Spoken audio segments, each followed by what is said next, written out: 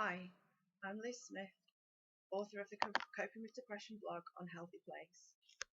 On the blog this week, if you've read it, you'll see that I've talked a little bit about how to manage some of the potential stresses that can arise when you're travelling.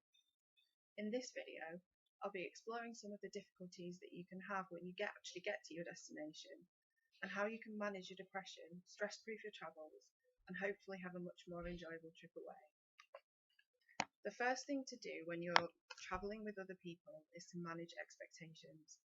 I know, for example, that I can't spend all of my time with other people, so it's important to express to others that you may need some time to yourself even while you're away.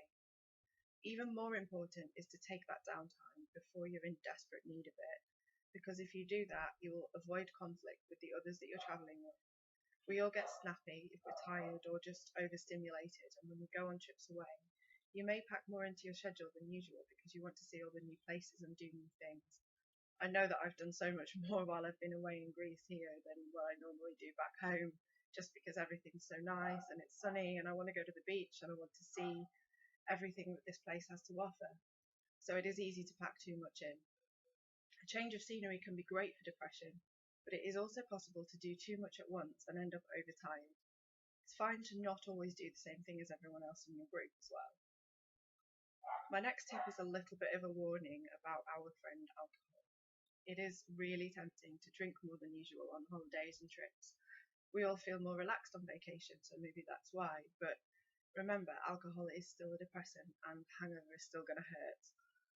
Drink and be merry by all means, but do try and remember your limits, because one of the side effects of too much alcohol, especially in the summer sun, may mean feeling down or even tearful the next day, and that's not really what you want when you're on holiday. If you take medication for depression, be sure to remember to take it with you.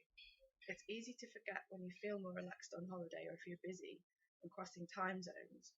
So setting an alarm on your phone, for example, might help to remind you to take it at the right time.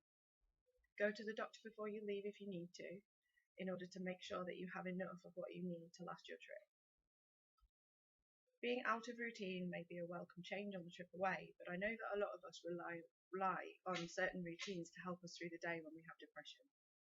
If those routine practices that you do at home are helpful for you, then find a way to carry them out when you're away too.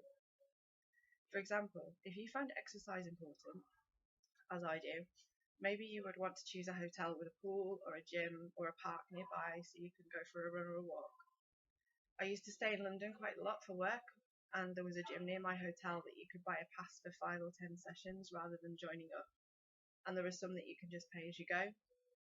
And I think that definitely helped me to continue exercising and not let my routine lapse too much.